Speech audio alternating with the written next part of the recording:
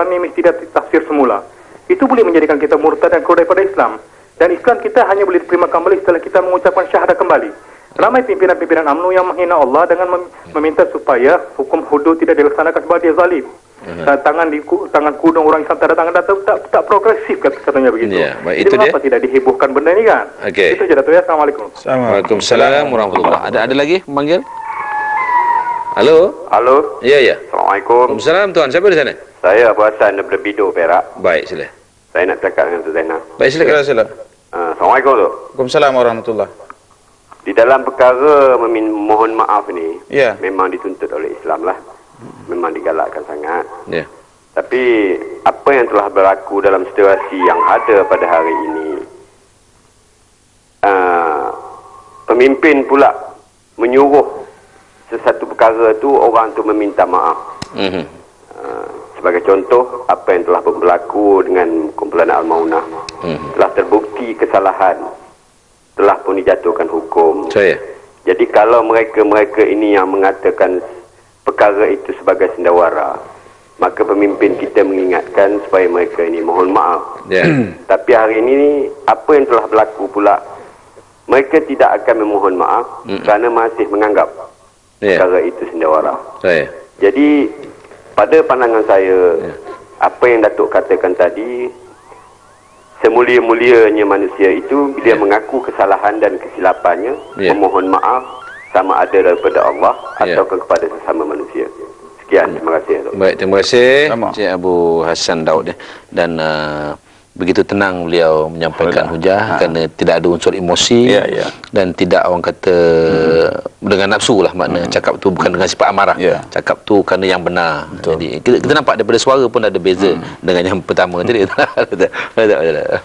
Yang saya tengok yang pertama dulu, Cik Muhammad dia dari Tawau jauh ni. Terima kasih kerana mengikuti program kita. Kita dapat nampak ada disebutkan tadi yang dipanggil ke mahkamah tak mau datang.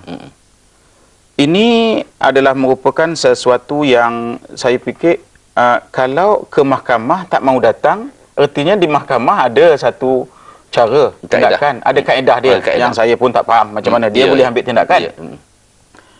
Kemudian nak dikatakan apa nama ni, kerajaan tidak berlaku adil. Saya tengok dah banyak benar pemimpin-pemimpin besar dia yang dijatuhkan hukuman macam-macam. Yang langsung tak terfikir di pemikiran kita, orang ni boleh kena macam tu kerana dia dalam kerajaan. Itu contohnya. Parti pembangkang yang patut kena pun tak kena pula. Itu apa nama ni. Jadi kemudian disebutkan tadi katanya Quran ditafsir semula. Apabila ditafsir semula tu artinya bukannya maksudnya diubah. Tafsir semula artinya diberikan pengertian baru. Contoh macam inilah. Pahaman kita. Ada ke masa kita ni? Ada sikit tu. Masa kita? Ada lagi tak?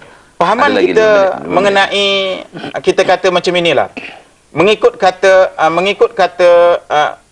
kita sebutlah apa nama Syekh Daud Fatani dalam kitab dia Mata'ul Badrin. Contoh. Ini berkait dengan tafsir kitab. Mata'ul Badrin ni menyebutkan syarat jadi wali. Ni nak mewalikan anak ni. Syarat jadi wali di samping banyak-banyak disebutnya syarat jadi wali tidak fasik.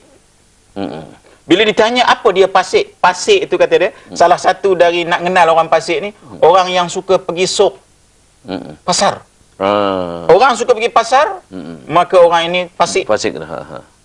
Jadi Syekh Daud Fatani menulis pada waktu keadaan waktu dia berada, pada masa zaman dia berada, apabila disebut sok, di situ orang belaga ayam, di situ orang belaga kerbau, orang berjudi di situ. Sebab itu orang suka pergi sana disebut sok. Jadi kalau kita nak terikat jugalah dengan kata-kata itu zaman dulu tak boleh lah. Sebab itu kita kata tafsir semula berarti menambah kembangkan lagi pengertian-pengertian yang kita ada. Sebab itu yang kedua yang Cik Abu Hassan tadi yang kata ini penting benarlah. Pemimpin apa nama ni sampai nak kena suruh minta maaf. Ini oleh kerana kita terlalu berpolitik. Politicking tu melampau-lampau. Kita bercadang supaya politik itu hanya berlangsung di waktu nak pilihan raya. Selepas pilihan raya, bukan sepanjang tahun. Selepas pilihan raya, apabila rakyat dah buat keputusan, sepatutnya semua orang akur dan buat kerja bagi membangunkan agama, bangsa dan negara. Dan menerima keputusan rakyat. Lepas itu nak pilihan raya balik, kita adab lagi. Jadi tetapi kalau bila politik benar, itulah yang jadi tu, bila kalau yang meminta tu dah dapat keputusan, dah minta maaf lah, tak mau terima, tidak akan minta maaf. Itulah kerana politik, bukannya kerana agama. Kerana politik dan nafsu, dan nafsu amarah lampau dalam berpolitik, sehingga kita kadang-kadang terlupa apa yang prioriti. Prioritinya ialah agama Islam mesti dilihat balik semula ke seperti sirahnya ataupun seperti perjalanan hidup Rasulullah sallallahu alaihi wasallam. Itulah contoh kita. Tak ada sesiapa yang lain patut dapat contoh supaya kita sama-sama membangun. Supaya kita dapat sama-sama membangun. Siapa yang dipilih tu jangan kita fikir, tapi kita duduk bersama dan bersatu. Bukan duduk begini. Benda betul dia kata tak betul. Ini jadi ini boleh memesongkan pemikiran orang ramai. Yang kita nak bina ni. Kalau saya tak sebut satu ni, misalnya kita katalah tafsiran semula. Macam mana? Kita bekerja ni sebagai kita kata sebagai studio ni, kita bekerja. Kita start daripada pukul 8 sampai pukul 4:30 petang. Itu maksud kita. Kita dibayar gaji. Pukul 10 ada rehat, kita minum. Tetapi ada orang pukul 9 keluar pergi semayang sunat duha. Semayang sunat duha tu memang dituntut sunat. Tetapi orang meninggalkan wajib. Kerja itu wajib. Wajib. Lepas semayang sunat duha baca Quran pula. Sejam. Masa bekerja tadi. Masa kerja. Pemimpin atasan tak berani nak negur. Ini Islam ni tak berani negur, nanti aku berdosa. Padahal dari segi ilmu menyebutkan kerja itu wajib, fardu kifayah. Yang ini sunat. Maka bila awak tinggal sembahyang ini sunat dan ada bagi pendapatan. Jadi kalau nak sembahyang sunat duha, silakan dalam waktu minum. Itu dia 10:30. 10 minit atau 20 minit, fadal buat. Bukan, tapi ini yang kita kata yang patutnya wajib diwajibkanlah, yang sunat. Jangan jadi sunat wajib. Ini yang nak ditafsirkan balik. Ini yang kita nak tafsir balik supaya kita benar-benar faham. Tahu prioriti tadi. Makna pekerja itu lebih penting sebab kerja ni menumpuk pada orang ramai. Orang nak datang. Jadi dosa tidak? Inilah dosa. Jadi ini yang kita kena faham semua orang.